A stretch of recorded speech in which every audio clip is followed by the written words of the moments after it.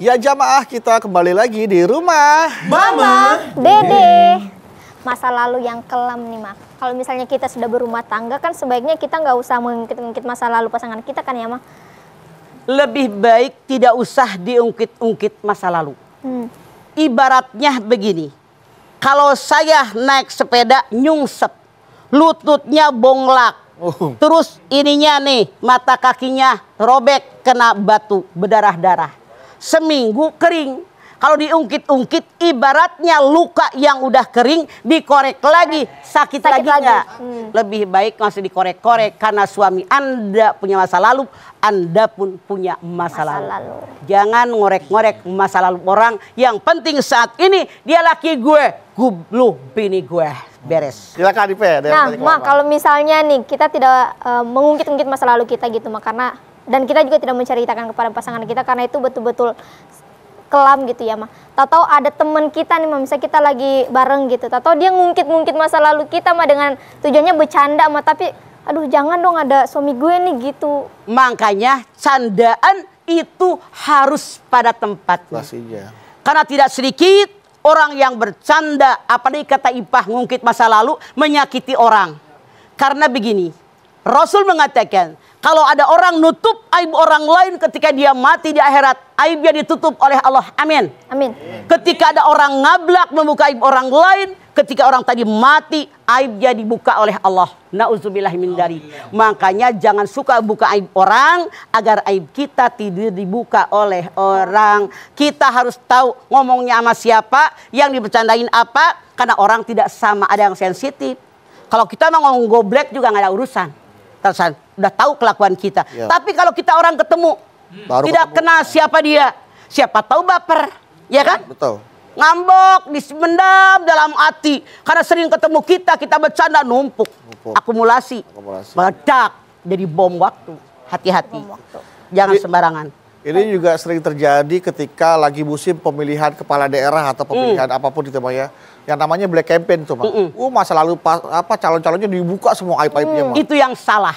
Jadi biar masyarakat tuh terpengaruh oleh pilihannya. Betul. Itu yang salah, itu yang jahat, yang ngebuka aib yang lalu pasti dihantam oleh Allah dengan aibnya dibuka sama orang lain. Lebih jahat lagi. Makanya hati-hati. Itu persaingan yang buruk.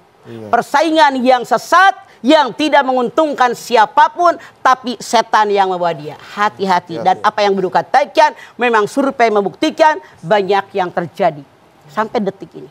Iya. Aib orang, Allah aja menutupi aib kita, maksud kita buka aib orangnya, Maya. Betul, nggak boleh, nggak boleh. Ya, ketika orang yang baru keluar dari penjara gitu, residivis, mah, kemudian dia bertobat, harus kembali ke masyarakat. Kadang-kadang masyarakat menerimanya sulit tuh, Mah. Iya. Ini yang salah. Yang namanya di rutan itu, rumah tahanan itu namanya pembinaan. Dibina di sana biar dia lebih baik. Ada pengajian, Mama tahu persis ada pengajian. Nah, kalau dia bergaul dengan yang baik, sekamar dengan orang baik, tidak sedikit kok yang hafal Quran, yang nulis buku, yang suka nulis-nulis di koran. Itu yang positifnya.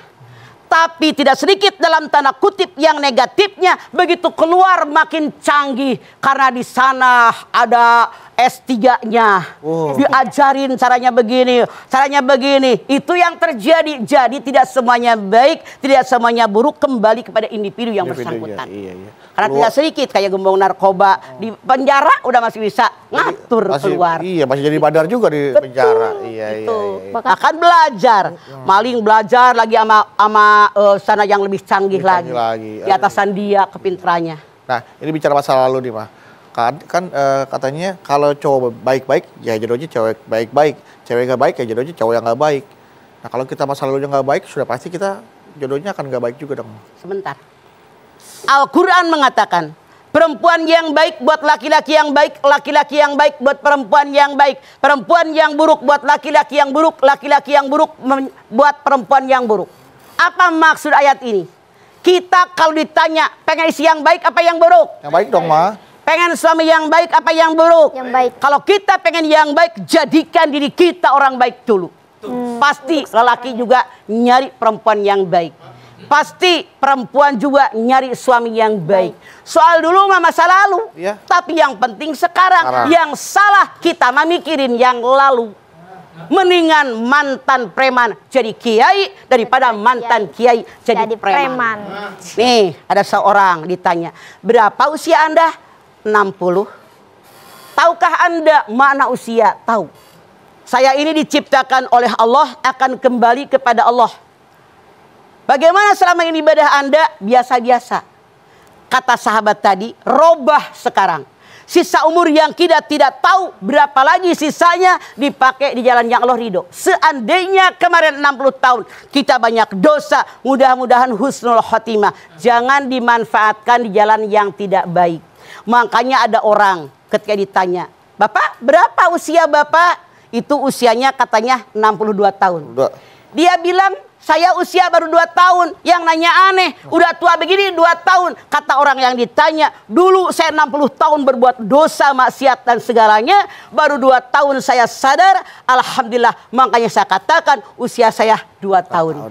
Makanya kita minta sama Allah, ya Allah biha, ya Allah biha, ya Allah bihusnil khotimah. Amin, amin.